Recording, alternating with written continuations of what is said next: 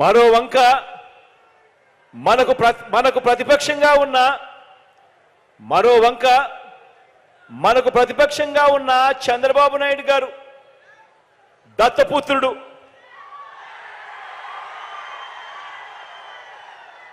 మరో వంక మనకు ప్రతిపక్షంగా ఉన్న చంద్రబాబు గారు ఆయనతో పాటు దత్తపుత్రుడు. వీరిద్దరి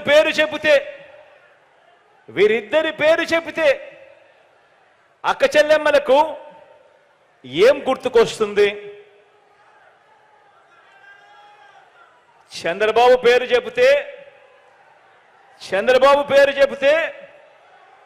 3 సార్లు సీఎంగా అక్క చెల్లెమ్మలకు చేసిన మోసాలు వంచనలు అక్క చెల్లెమ్మలకు గుర్తుకొస్తాయి చంద్రబాబు గారి పేరు చెబితే.